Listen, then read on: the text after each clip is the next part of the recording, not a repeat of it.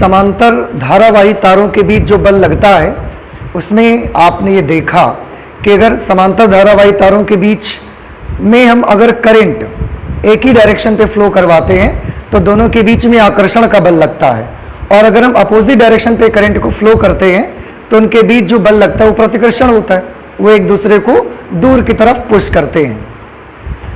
इसका एक और एग्जाम्पल मुझे याद आ रहा है, मैं आपको बताना चाहता हूं, जो कि लास्ट क्लास में हमने डिस्कस नहीं किया है। क्या आप थोड़ा ध्यान से देखिए, अगर ये दो कंडक्टर हैं और दो कंडक्टर इतने पास पास हैं, दोनों में सेम डायरेक्शन में करंट फ्लो हो रही है, तो इनके बीच एक फोर्स लगना स्टार्ट हो जाता था। दो समांतर धारावाही चालकों के बीच, दो समांतर धारावाही चालकों के बीच बल। आपने जो फॉर्मूला पढ़ा था, if the perpendicular distance between the two conductors is smaller than the formula for force per unit length, चालक की एकांक लंबाई पर लगने वाले बल, उसका फॉर्मूला हम लोगों ने पढ़ा μ0/2 पाई I1 × I2 अपॉन R। ये फॉर्मूला हमको मिला, और हमने देखा कि अगर एक ही दिशा में करंट फ्लो हो रही है तो उनके बीच में आकर्षण का बल लगता है। ठीक है, अच्छा, अब थोड़ा ध्यान से देखिए, अगर इनमें आकर्षण का बल लगेगा तो क्या होगा? आंसर है, अगर इनमें आकर्षण का बल लगेगा तो ये एक दूसरे की तरफ ऐसा खींचेंगे, एक दूसरे की तरफ ऐसा आ जाएंगे, और अगर करंट ज्यादा हुई तो ये भी पॉसिबल है कि ये दोनों एक दूसरे पर आकर के ऐसा चिपक जाएं, ऐसा एक दूसरे से जुड़ जाएं, ऐसा पॉसिबल है। और अगर जुड़ जाएंगे तो दोनों में करंट फ्लो हो रही है, शॉर्ट सर्किट हो सकता है। शॉर्ट सर्किट से बचने के लिए यही रीजन है, आप देखें पावर हाउस से जब आपके घरों तक इलेक्ट्रिसिटी वो भेजते हैं तो 2-3 तार ऐसे लगातार आते हैं एक दूसरे के साथ में। 2-3 तार, उनमें से जिन तारों में करंट फ्लो हो रही है उनमें ये हो सकता है। क्यों? क्योंकि उनमें सब में करंट सेम डायरेक्शन में है। अगर सब में करंट सेम डायरेक्शन पे है तो उनके बीच कौन सा फोर्स अप्लाई होगा? आकर्षण का बल लगेगा, और आकर्षण बल की वजह से वो तार अगर नजदीक हुए तो वो ऐसा आकर एक दूसरे से जुड़ जाएंगे, शॉर्ट सर्किट हो जाएगा, आग भी लग सकती है, लाइन डैमेज हो जाएगी। इसीलिए इन खतरों से बचने के लिए आपने देखा होगा कि जो वायर्स आती हैं, जो तार लाए जाते हैं पावर हाउस से, उनके बीच बीच में ऐसा लगा देते हैं इंसुलेटर, लकड़ी बांध दिया जाता है। कभी आपने देखा होगा कि आप रास्ते से आते हैं तो आप देखें कि खंभों से जो लाइट जा रही होती है एक पोल से दूसरे पोल तक में, उसमें दो तारों के बीच में कभी कभी डंडा बांध दिया जाता है। तो लकड़ी क्यों बांध दी जाती है? ताकि करंट अगर सेम डायरेक्शन पे आएगी, अट्रैक्शन फोर्स लगेगा, वो एक दूसरे के साथ ऐसा जुड़ मत जाए। यहाँ तक कि कभी कभी उनको एक दूसरे से दूर रखने के लिए नीचे वाले कंडक्टर पे कोई रस्सी बांध करके उसमें पत्थर बांध दिया जाता है, ताकि वो नीचे ही बना रहेगा, फिर ऊपर नहीं जाएगा वेट की वजह से। और आप देखिए जो हाई टेंशन लाइन होती है उसमें बहुत पास पास ऐसा कंडक्टर चलते हैं। तो जब बहुत पास पास कंडक्टर चलते हैं तो कंडक्टर्स के बीच में ऐसे ये एक दूसरे को बस इतना ही दूर बने रहें, इंसुलेटर लगाए जाते हैं, लकड़ी बांध देते हैं, और इनको बोला जाता है स्पेसर्स। क्या बोलते हैं ये जो यहां पर लगाए जाते हैं? स्पेसर्स बोलते हैं। क्यों? क्योंकि ये दोनों तारों को एक दूसरे से कुछ स्पेस बनाकर रखने के लिए मजबूर करते हैं। इनकी वजह से दोनों तारों के बीच एक परमानेंट स्पेस, एक फिक्स स्पेस बना रहता है, और जिसकी वजह से सेम डायरेक्शन पे करंट फ्लो होते हुए भी वो एक दूसरे के नजदीक नहीं आ पाते। देखा है आप लोगों ने? नहीं देखा? देखा है ना? तो इनको क्या कहेंगे? जो वायर्स को एक दूसरे के नजदीक आने से मना करेंगे उसको क्या बोलेंगे? स्पेसर्स बोलेंगे। वो दोनों के बीच के स्पेस को क्या करते हैं? बनाए रखते हैं, मेंटेन करते हैं, स्पेस को कम नहीं होने देते वो। तो जगह जगह पर वायर्स के बीच में स्पेसर्स लगाए जाते हैं ताकि वो एक दूसरे से जुड़ मत जाएं।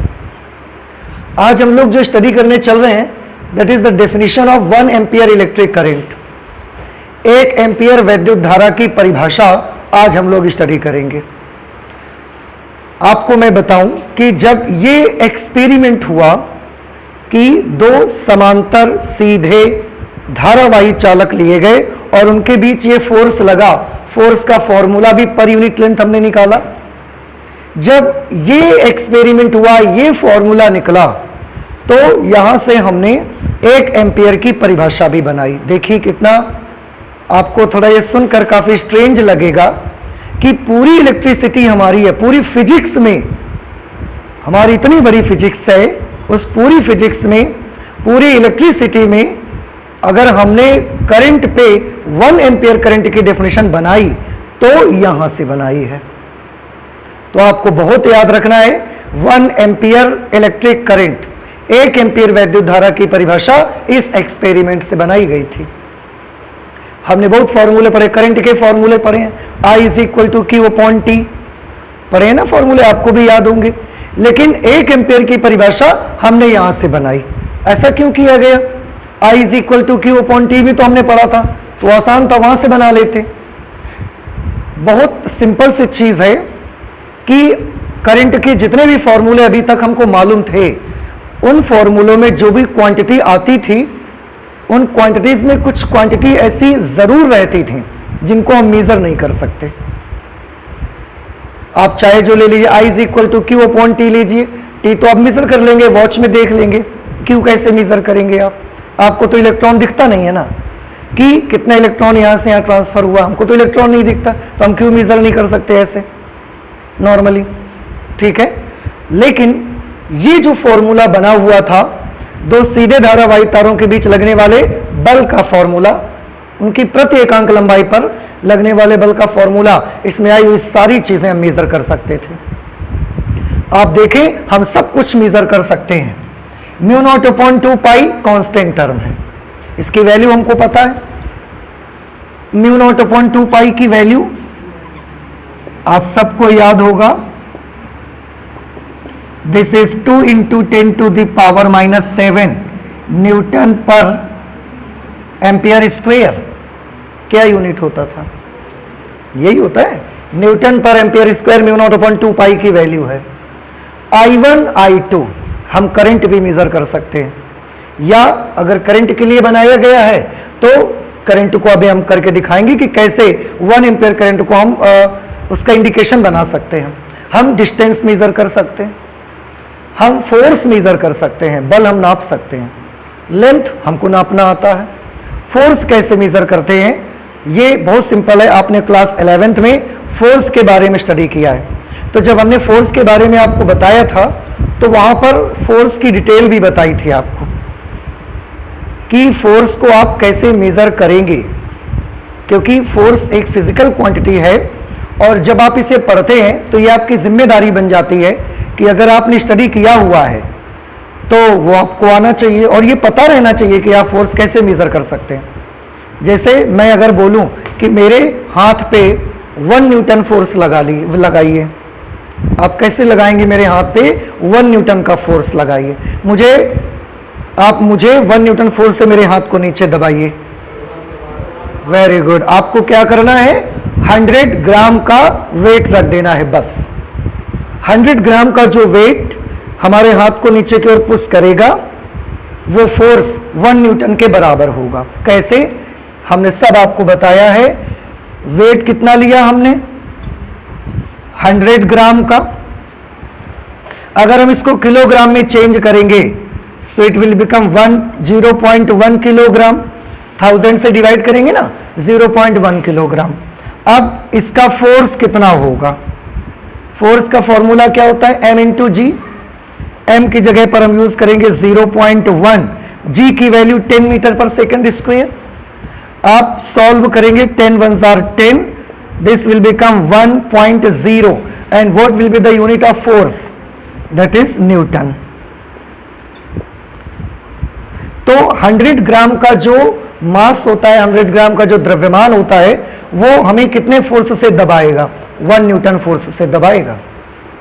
अब अगर हमने 200 ग्राम रख दिया हाथ पे, तो वो हमारे हाथ को कितने फोर्स से दबाएगा? 2 न्यूटन से। 100 ग्राम 1 न्यूटन फोर्स लगाता है, तो 200 ग्राम 2 न्यूटन लगाएगा। 500 ग्राम अपने हाथ पे रखिए आप, 5 न्यूटन फोर्स से दबाएगा। तो जब आप आधा किलो का बाट अपने हाथ पे रखते हो 500 ग्राम का, तो उस सिचुएशन पे जितना दबाव आपके हाथ पे पड़ता है, वो दबाव, वो फोर्स 5 न्यूटन फोर्स होता है। 10 kg का अगर आप बाट रख देते हैं, 1 kg का अगर आप बाट रखेंगे, तो कितना न्यूटन फोर्स से आपका हाथ दबेगा? 10 न्यूटन फोर्स से दबेगा। ऐसे तो है। अगर 1 kg का रख दोगे, m की जगह 1 लिखो, 1 इंटू 10 क्या आ जाएगा? 10 तो आएगा, तो 10 न्यूटन फोर्स आपके हाथ पर लगेगा। तो 1 किलो का बाट अगर आप पकड़ते हैं अपने हाथ पे, किसी के सर में जाकर 1 किलो का बाट रख दीजिए, इसका मतलब आप उस इंसान को कितने फोर्स से दबा रहे हैं? 10 न्यूटन फोर्स से दबा रहे हैं। तो फोर्स को नापना हमको आता है, हमको जितना फोर्स कहा जाएगा हम लगा देंगे। अब कोई हमसे कहेगा 7 न्यूटन फोर्स लगाइए, कैसे लगाएंगे आप? 700 ग्राम का बाट रख देंगे, सिंपल। समझ आ रहा है आपको? तो फोर्स को मेजर करना हमको आता है। हमको फोर्स मेजर करना आता है, लेंथ मेजर करनी आती है, म्यू नॉट अपॉन 2 पाई की वैल्यू हमको पता है, हमको डिस्टेंस मेजर करना आता है, हम बड़ी आसानी से करंट मेजर कर सकते हैं। तो इसलिए हमारी पूरी फिजिक्स में, पूरी इलेक्ट्रिसिटी में जब हमने 1 एम्पियर की डेफिनेशन बनाई, तो और कहीं से नहीं बनाई गई। जब यहां पर आए तो यहां से 1 एम्पियर की डेफिनेशन बनाई गई। कैसे 1 एम्पियर की डेफिनेशन बनाई गई, थोड़ा आप ध्यान से समझ सकते हैं। इसमें आप गौर से देखिएगा,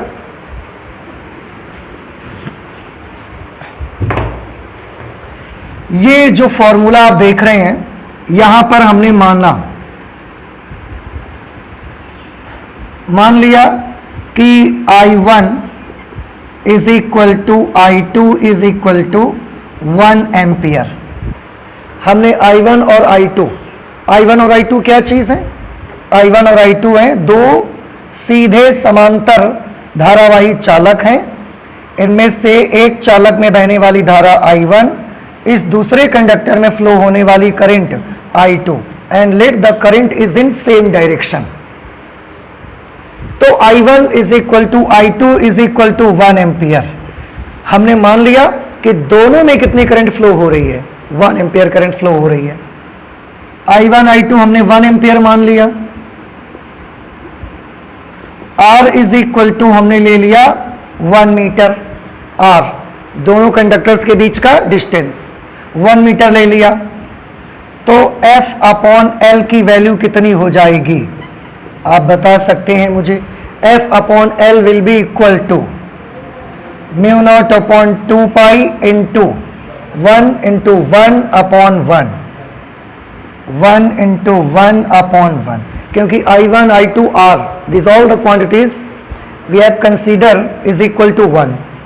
इस तरह से F अपॉन L की वैल्यू कितनी बनेगी? म्यू नॉट अपॉन 2 पाई, 1 से मल्टीप्लाई करोगे, डिवाइड करोगे, इट विल रिमेन सेम।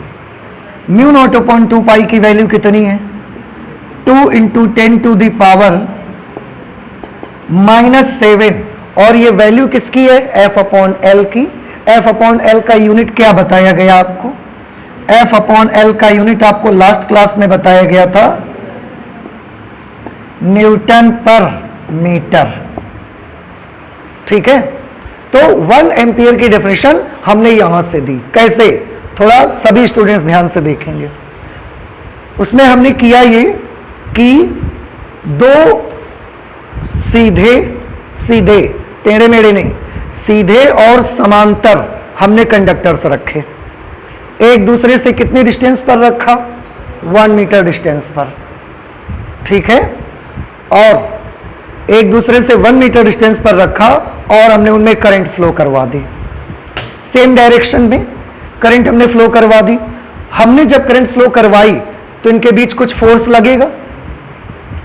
अगर इस कंडक्टर की एकांक लंबाई पर लगने वाला बल 2 इंटू 10⁻⁻7 न्यूटन पर मीटर होगा, तो उस समय कंडक्टर्स में जितनी करंट फ्लो हो रही होगी वो करंट 1 एम्पियर होगी। आप देखें, दो आपको लेने हैं सीधे समांतर धारावाही तार, हमने ले लिए, कितनी दूरी पर रख दिया हमने, 1 मीटर डिस्टेंस पर रख दिया। हमने उनमें करंट फ्लो करवाना स्टार्ट किया और तब तक हमने उनमें करंट फ्लो करवाई, करंट का नहीं पता हमने कितनी फ्लो करवाई, हम उसको नहीं जान पा रहे हैं, लेकिन हम करंट उसमें फ्लो करवा रहे हैं। और उस समय तक हमने करंट फ्लो करवाई जब तक दोनों कंडक्टर्स के बीच उनकी एकांक लंबाई पर लगने वाला बल 2 इंटू 10⁻⁻7 न्यूटन ना हो जाए, तब तक हमने करंट बढ़ाते गए। जैसे हमने जब इसमें दोनों में सेम करंट फ्लो करवाना है, ये आपको याद रखना, ऐसा मत करिएगा कि इसमें अलग और इसमें अलग करंट फ्लो करवाएं, दोनों में सेम करवाइए। तो हमने दोनों में करंट सेम फ्लो करवाई, हमने देखा कि दोनों कंडक्टर्स के बीच लगने वाला बल इससे कम है, तो हमने क्या कर दिया, करंट को थोड़ा और बढ़ा दिया। हमने देखा कि अभी भी दोनों कंडक्टर्स के बीच लगने वाला बल इससे कम है, हमको तो इतना लाना है फोर्स दोनों के बीच में, हमने और थोड़ी करंट बढ़ा दी। अभी देखा अभी भी इससे फोर्स कम है, हमने और करंट बढ़ा दिया, अब देखा फोर्स इससे ज्यादा हो गया, लेकिन हमको तो इतना लाना है, तो करंट को थोड़ा सा क्या कर देंगे, फिर कम कर देंगे और करंट का ऐसा एडजस्टमेंट करेंगे कि दोनों चालकों के बीच उनकी प्रति मीटर लंबाई में इतना फोर्स लगने लगे। और जब इतना फोर्स लगने लगेगा उस समय जितने भी करंट इसमें फ्लो हो रही होगी उस करंट को हम क्या बोलेंगे, 1 एम्पियर बोलेंगे। आप देखो ये बता रहा है ना कि डिस्टेंस 1 मीटर रखो, करंट इतनी एडजस्ट करो, फ्लो करवाओ कि दोनों कंडक्टर्स की प्रति मीटर लंबाई में 2 इंटू 10⁻⁻7 न्यूटन का फोर्स लगना स्टार्ट हो जाए। और जब ऐसा स्टार्ट हो जाएगा उस समय आप जितनी भी करंट इसमें फ्लो करवा रहे होंगे वो वाली करंट का नाम हम क्या रख देंगे।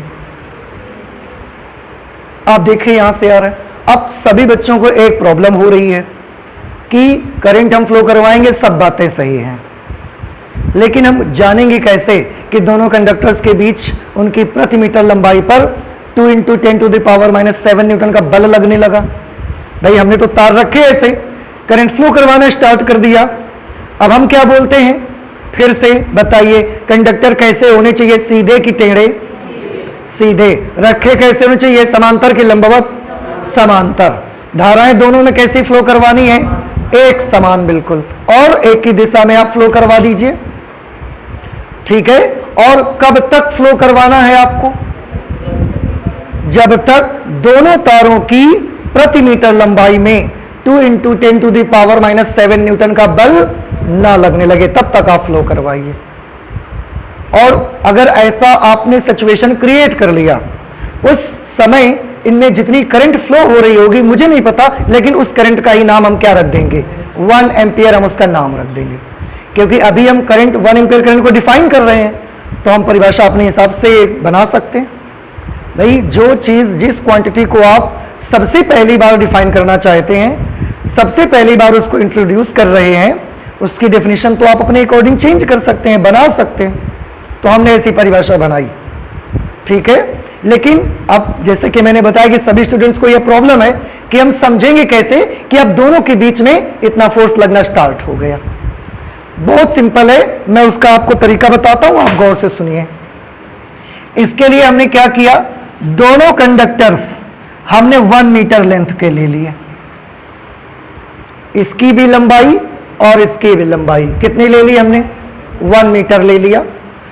ये वाला जो कंडक्टर है ये भी 1 मीटर लेंथ का और ये भी 1 मीटर लेंथ का।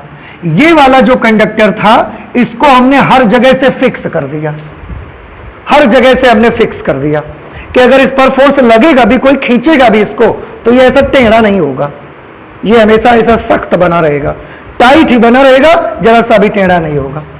हमने इसको हर जगह पर ऐसा बांध दिया, एकदम फिक्स कर दिया, क्लैंप नट बोल्ट वगैरह लगा करके इसको बिल्कुल फिक्स कर दिया कि अगर इसको कोई ऐसा खींचेगा भी तो इसमें जरा सा भी इधर की तरफ ये कंडक्टर जो होगा वो बेंड नहीं होगा, झुकेगा नहीं, वो ऐसा कर दिया।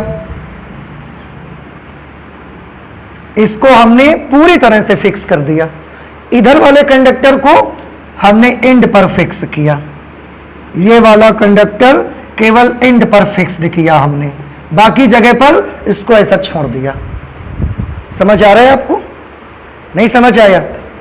क्या करना है, दो कंडक्टर्स लेने हैं 1 मीटर लेंथ के, दोनों को एक दूसरे से कितने डिस्टेंस पर रखना है? 1 मीटर डिस्टेंस पर दोनों को एक दूसरे से रख देना है। एक कंडक्टर को आप क्या कर देंगे, पूरी तरह से हर जगह जगह पर उसको फिक्स कर देंगे कि अगर इस पर फोर्स लगे भी ऐसा, तो ये ऐसा ना हो कि ये वाला हिस्सा ऐसा आ गया इधर निकल करके, ऐसा नहीं होना चाहिए, झुकने नहीं पाना चाहिए उसको। इस वाले कंडक्टर को हमने केवल सिरों पर फिक्स किया बस। बीच में अगर ये ऐसा चाहे झुकना, झुक सकता है, अगर ये ऐसा झुकना चाहे झुक सकता है बीच में। अगर हम फिक्स किनारों पर नहीं करेंगे तो जब फोर्स लगेगा तो ये पूरा का पूरा कंडक्टर ही ऐसा चला जाएगा, है ना। तो हमने किनारों पर फिक्स किया कि अगर बीच में से ये ऐसा झुकना चाहता है, अपना कुबड़ निकालना चाहता है तो निकाल सकता है, कोई प्रॉब्लम नहीं है। हमने ऐसा इसको बनाया। अब और गौर से देखिए, इस कंडक्टर के साथ में यहां से हमने एक धागा बांधा, स्ट्रिंग, यहां पर हमने एक पुली लगा दी। पुली समझते हैं, घिरनी जिसको आप बोलते हैं, घिरनी के ऊपर से आपने पढ़ा है घिरनी क्लास 11th में। और ये धागा हमने यहां से ऐसा लटका दिया नीचे आकर के। ये हमने यहां पर क्या लगा दी, पुली लगा दी। ये क्या लगा हुआ है, धागा लगा हुआ है, स्ट्रिंग। यहां पर हमने एक पलड़ा लगाया, एक पलड़ा यहां पर लगा दिया। अब उस पलड़े पर, जैसा कि आपको मालूम है, अभी हम डिस्कस भी कर रहे थे कि आप जितना कहो हम उतना फोर्स क्रिएट कर सकते हैं। फोर्स क्रिएट करना आता है हम लोगों को, 1 न्यूटन, 2 न्यूटन, 10 न्यूटन, 100 न्यूटन। अब आपको भी आने लगा। 1 न्यूटन के लिए क्या करेंगे आप बताइए, 100 ग्राम का बाट, जहां पे कोई बोलेगा इस टेबल पर 1 न्यूटन फोर्स क्रिएट करिए, तो हम 100 ग्राम का बाट लाएंगे, रख देंगे। बस क्रिएट करने के लिए उसके ऊपर हमको चढ़ना नहीं है, उसको दबाना नहीं है, केवल आप 100 ग्राम का बाट लाइए, रख दीजिए। कोई कहता है मुझे 10 न्यूटन फोर्स से दबाइए, आप 1 किलो का बाट उसके सर में रख दीजिए, बस चले जाइए आप उसके सर पे। जब तक बाट रखा रहेगा तब तक 10 न्यूटन का फोर्स लगता रहेगा। तो फोर्स को क्रिएट करना अब आपको आता है। हमने क्या किया, क्योंकि हमको फोर्स की क्रिएट करना आता है, तो हमने यहां पर ऐसा वेट लगाया, इतना वेट हमने रखा काउंट करके कि यहां पर वो नीचे की ओर कितना फोर्स अप्लाई करने लगे, 2 × 10⁻⁻7 न्यूटन। बात समझ में आई? हमको 1 न्यूटन, 10 न्यूटन सब बनाना आता है ना, हमने इतना बनाया फोर्स। कितना बनाया, कैलकुलेट किया, और जितना बाट रखने से 2 × 10⁻⁻7 न्यूटन का फोर्स बनता है, वो वाला बाट हमने यहां पर रख दिया आकर के। क्लियर? नहीं समझ आ रहा है आपको? आया? तो इस पर फोर्स कितना शुरू हो गया लगना, 2 × 10⁻⁻7 न्यूटन। अब जैसे ही, अभी हमने करंट फ्लो नहीं करवाई, देखिए आप ये मान लें कि अभी हमने करंट को फ्लो ही नहीं करवाया इस पे, अभी हम केवल ये अपना सेटअप तैयार कर रहे हैं ऐसा। अब जब इस पर ये 2 × 10⁻⁻7 न्यूटन का फोर्स से इधर की तरफ ये धागा इसको खींचेगा, जब ये खींचेगा तो क्योंकि ये बीच में से कैसा है, फ्री है, तो ये जो आप देखेंगे कंडक्टर आपका, ये कंडक्टर ऐसा हो जाएगा। नहीं समझ आया भाई? ये इधर की तरफ धागा खींचेगा कि नहीं खींचेगा, और ये बीच में फ्री है, तो ये ऐसा इतना झुक जाएगा। अब ये यहां नहीं है कंडक्टर, याद रखिए, ये कंडक्टर अब कहां पर है, यहां पर इस समय ऐसा ये झुक गया है। अब हमने क्या किया कि दोनों में एक साथ करंट फ्लो करवा दी, सेम करंट फ्लो करवा दी। कैसे सेम करंट फ्लो करवाएंगे, बहुत सिंपल है। आप देखिए सेम करंट फ्लो कराने का तरीका, दोनों के हमने ये सिरे जोड़ दिए, ठीक है, दोनों के ये वाले सिरे भी हमने जोड़ दिए, और यहां से ला करके ये वाला हमने पूरा कैसा कर दिया है, फिक्स्ड। यहां से लाकर हमने यहां पर एक बैटरी लगा दी, ऐसा। आप चाहें तो यहां एक स्विच लगा सकते हैं, this is positive terminal of the battery and this is negative terminal, and now you can understand that what will be the direction of current. Current always goes from the positive terminal to the negative terminal but outside the cell. आप याद करिए कि cell के बाहर, cell में current +2 minus flow होती है या -2 प्लस फ्लो होती है, बताइए, बताया है हमने आपको। सेल में करंट या बैटरी में प्लस टर्मिनल से माइनस टर्मिनल की ओर फ्लो होती है या माइनस टर्मिनल से प्लस टर्मिनल की ओर फ्लो होती है, माइनस से प्लस की ओर फ्लो होती है। अरे वाह, दोनों फ्लो होती है, पढ़ो थोड़ा, दोनों फ्लो होती है, +2 माइनस भी फ्लो होती है, -2 प्लस भी फ्लो होती है। So what is the difference? Difference ये है कि सेल के बाहर करंट प्लस से माइनस फ्लो होती है और सेल के अंदर जो करंट फ्लो होती है वो -2 प्लस फ्लो होती है। तो अगर कोई भी आपसे कभी क्वेश्चन करता है कि बताइए सेल में करंट पॉजिटिव टर्मिनल से नेगेटिव टर्मिनल की ओर फ्लो होगी या नेगेटिव से पॉजिटिव की ओर फ्लो होगी, so your answer will be कि करंट दोनों डायरेक्शन पे फ्लो होती है। बस थोड़ा सा फर्क ये है कि सेल के बाहर अगर आप देखोगे तो प्लस से माइनस जा रही होगी और सेल के अंदर अगर आप जाके देखोगे तो वो माइनस से प्लस जा रही होगी, याद रखिए। तो ये सेल है, सेल के बाहर की बात करेंगे तो करंट यहां से ऐसे आएगी, मान लिया कि कितनी करंट आ रही है, आई। अब क्योंकि वो दोनों में ऐसा लगी हुई है तो इसमें भी कितना जाना शुरू हो जाएगी, आई। आप चाहें तो इसको ऐसा कनेक्ट कर सकते हैं इस तरह से, तो इसमें कितनी करंट आ जाएगी, आई। यहां पर इसमें भी आई करंट जाना शुरू हो जाएगी और इसमें भी आई जाना शुरू हो जाएगी। या आप एक काम कर दें, सेम करंट फ्लो करवानी है, आई से हमें कोई मतलब नहीं है, बाई चांस यहां से आई करंट आ रही है तो यहां दोनों रास्तों में बटेगी तो कितनी हो जाएगी, I/2 हो जाएगी। लेकिन दोनों कंडक्टर में करंट कैसी जाएगी, सेम जाएगी। ये तरीका पता चल गया, I जाएगी 2I जाएगी, आई डोंट नो, मैं इतना जानता हूं कि करंट दोनों में सेम जाएगी, बस इतना मुझे पता है। तो बाई चांस इस करंट को हम I ही मान लेते हैं। अगर यहां I है तो पक्का यहां से कितनी I होगी, फिर 2I, तभी तो दोनों रास्तों में I गई। फिर यहां से I जाकर दोनों यहां फिर कंबाइंड हो जाएंगी और किरचॉफ्स फर्स्ट लॉ से 2I बन करके फिर से ये करंट यहां पर बैटरी के नेगेटिव टर्मिनल में चली जाएगी। अब आप देखिए, हमने दोनों में सेम करंट फ्लो करवा लिया है, देख रहे हैं आप। तो ये मेथड है कि कैसे दोनों में सेम करंट फ्लो करवाते हैं।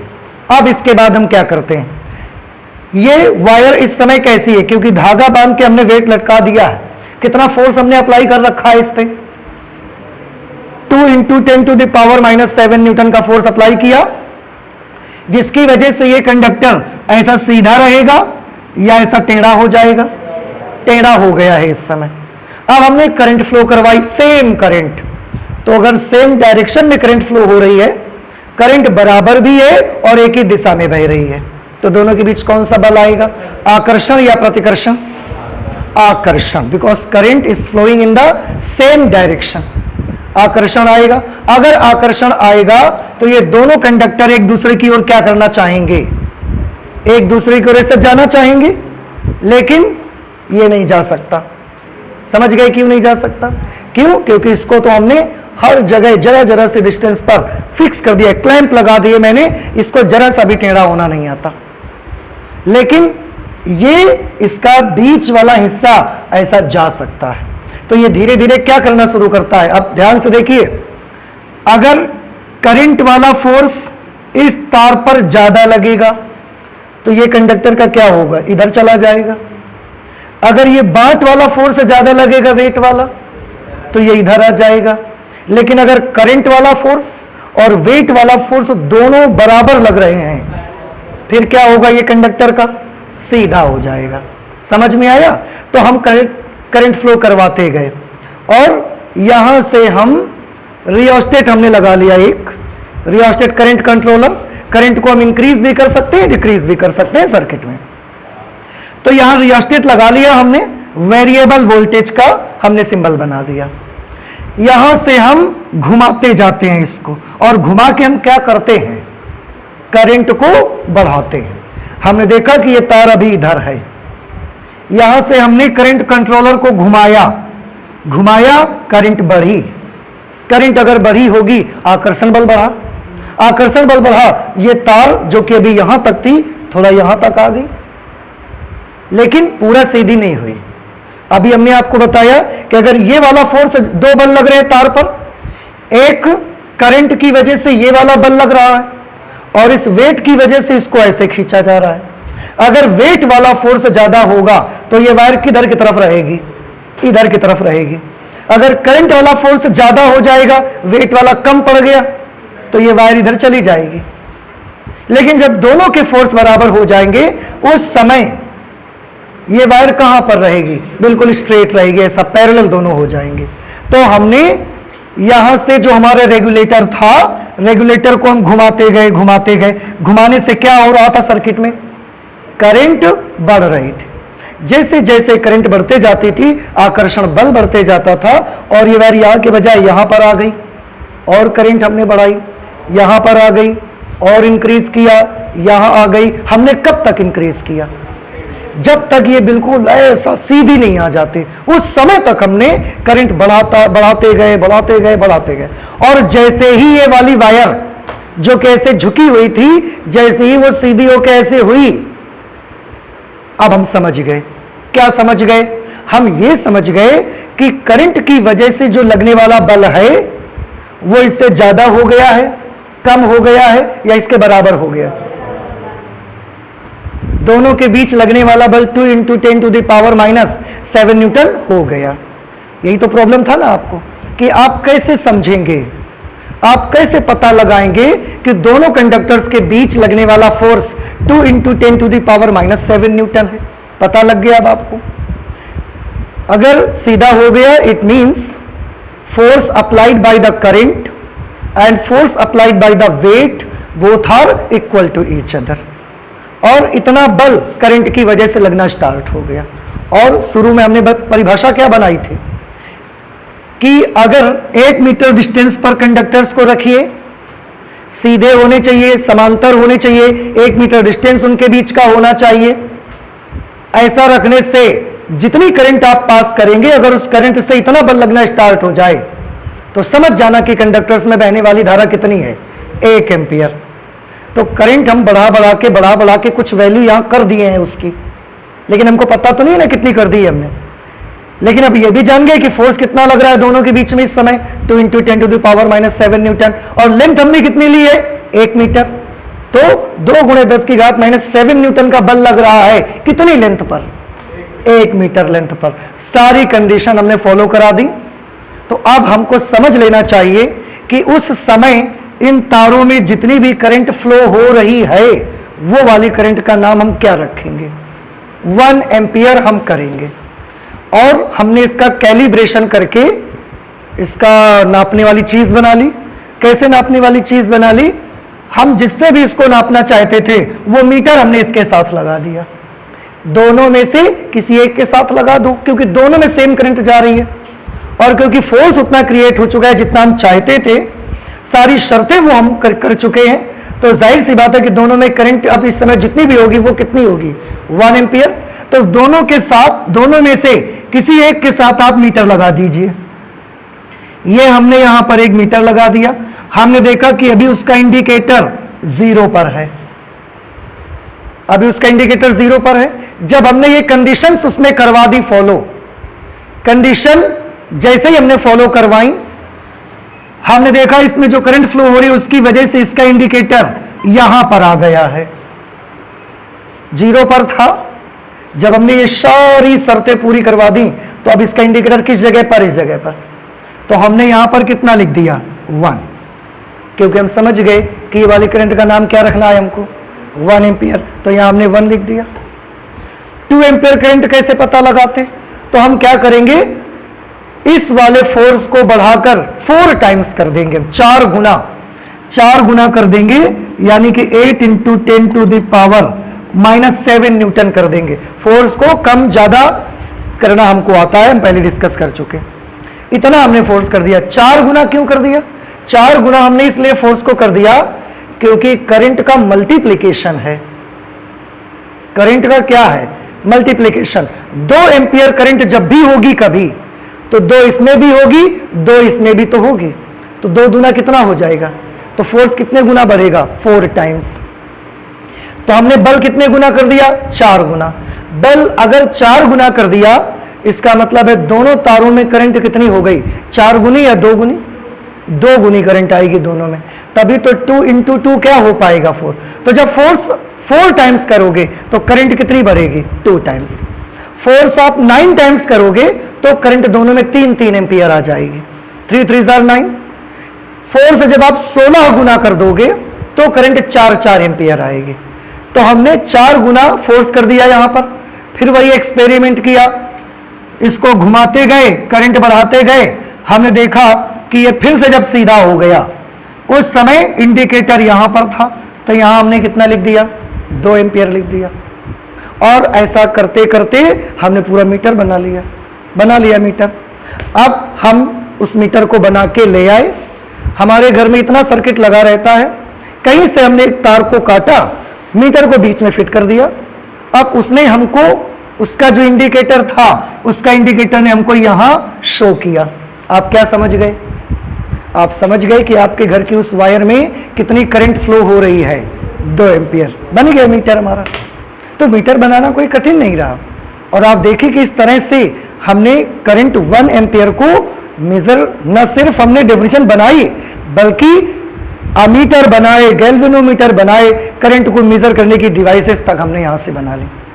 जबकि हमारी इतनी बड़ी फिजिक्स और इतनी बड़ी इलेक्ट्रिसिटी में और कहीं से हम 1 एम्पियर की डेफिनेशन क्रिएट नहीं कर पाए थे। इसलिए ये बहुत इंपॉर्टेंट आर्टिकल है, एग्जामिनेशन में इसके बारे में बहुत पूछा जाता है। अब आप मुझे बताएं, क्या हमने जो कहानी आपको सुनाई समझ में आई या नहीं आई? क्लियर? कोई डाउट तो नहीं है? तो इस तरह से हमने 1 एम्पियर इलेक्ट्रिक करंट की डेफिनेशन को बनाया। तो चलते हैं, अब हम 1 एम्पियर इलेक्ट्रिक करंट की डेफिनेशन को नोट कर लेते हैं जरा। यदि निर्वात अथवा वायु में, चाहे आप निर्वात में रखें या वायु में रखें, एक दूसरे से परस्पर 1 मीटर दूरी पर, कितने डिस्टेंस पर रखना है आपको? 1 मीटर दूरी पर रखे 2 सीधे समांतर तारों में, ठीक है, समान धारा प्रवाहित करने पर हमने एक जैसी करंट फ्लो करवाई। उनके बीच उनकी प्रति मीटर लंबाई पर 2 into 10 to the power -7 newton का बल लगने लगे। आप जब करंट फ्लो करवाएं और 2 इंटू 10 टू द पावर से -7 न्यूटन का बल इनके बीच लगने लगे, कैसे पहचानेंगे कितना बल अब लगने लगा है? उस समय ये वायर क्या हो जाएगी? सीधी हो जाएगी। बिल्कुल लगने लगे तो उस वक्त कंडक्टर्स में जितनी भी करंट जा रही होगी, हम उसका नाम क्या रख देंगे? 1 एम्पियर करंट उसका हम नाम रख देंगे। और हम इसकी हेल्प से इंस्ट्रूमेंट भी बना सकते हैं, उनके कैलिब्रेशंस भी कर सकते हैं। तो ये आज हमने स्टडी किया 1 एम्पियर वैद्युत धारा की परिभाषा। आगे की और भी चीज़ें हम लोग पढ़ेंगे, दैट्स वेरी इंटरेस्टिंग, लेकिन नेक्स्ट क्लास में पढ़ेंगे। Thank you.